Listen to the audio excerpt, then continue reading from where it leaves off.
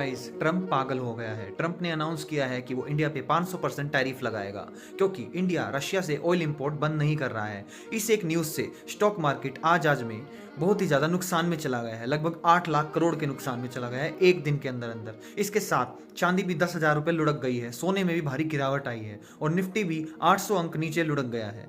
के साथ साथ रशिया ने भी अपनी पनडुब्बी ब्लैक सी में उतार दी है ताकि वो यूएस को कॉन्कर कर सके।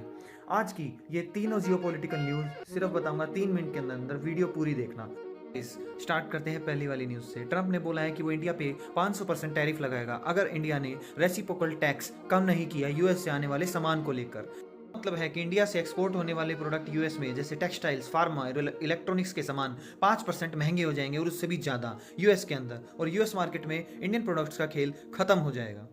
यहीं से इंडिया की 100 बिलियन एक्सपोर्ट इंडस्ट्री को झटका लगेगा। But wait a second, twist ये है कि ट्रम्प ये सिर्फ धमकी दे रहे हैं या इसमें कुछ सच भी है। तो आइए जानते हैं। का मानना है कि ये सिर्फ ट्रम्प की टैक्टिक्स हैं जिससे इंडिया कार्स और हार्ले डेविडसन जैसी बाइक्स पे रेसिप्रोकल टैरिफ कम करे।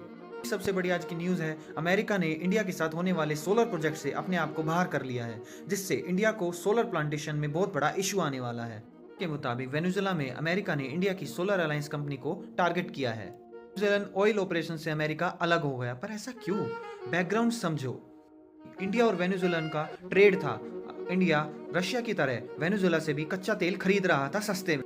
अमेरिका को यह पसंद नहीं आया क्योंकि वेनेजुएला यूएस सैंक्शन के अंदर आता है। इंडिया की अग्रवाल इंडस्ट्रीज का वेनेजुएला के साथ सोलर प्रोजेक्ट लिंक था जो अब खतरे में दिखाई देता नजर आ रहा है। दिख रहा है कि अमेरिका चाहता है इंडिया सिर्फ यूएस से ट्रेड करे और किसी कंट्री से ट्रेड ना करे, लाइक रशिया और वेनेजुएला। लेकिन इंडिया का स्टैंड भी क्लियर है, वो पहले कंट्री फर्स्ट का नारा लेके चलते हैं। हमारे प्राइम मिनिस्टर नरेंद्र मोदी का एक ही नारा है, इंडिया फर्स्ट, और उसी के साथ साथ हम अमेरिका के किसी भी ढकोसले में नहीं आएंगे। दूसरी खबर और भी खतरनाक है गाइस, और वो क्यों? क्योंकि रशिया ने वेनेजुएला के अंदर अपना ऑयल से भरा हुआ शिप भेजा था जिससे वो वेनेजुएला में ड्रॉप कर सके, लेकिन वहीं पे यूएस की आर्मी ऑलरेडी वहाँ पे है, तो उन्होंने रशिया का वो शिप वहीं पे पकड़कर सीज कर लिया और फोटो भी डाली इंटरनेट पे कि हमने आपका शिप सीज कर लिया है।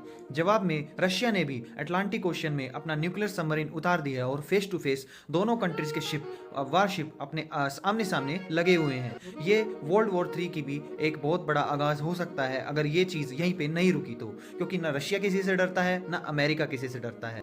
लगता है ये कोल्ड वॉर 2.0 की शुरुआत है। इंडिया यहाँ पे स्टैंड रखता है बहुत ही बैलेंस तरीके से, क्योंकि इंडिया को रशिया से कच्चा ऑयल चाहिए और अमेरिका से टेक्नोलॉजी, इसलिए इंडिया बैलेंस ट्रांसफर बनाकर चल रहा है। लेकिन अब एक स्टेट चूज करने की बारी इंडिया के सामने मुसीबत आ पड़ी है, क्योंकि इंडिया को एक साइड का पक्ष लेना है, या तो रशिया या अमेरिका।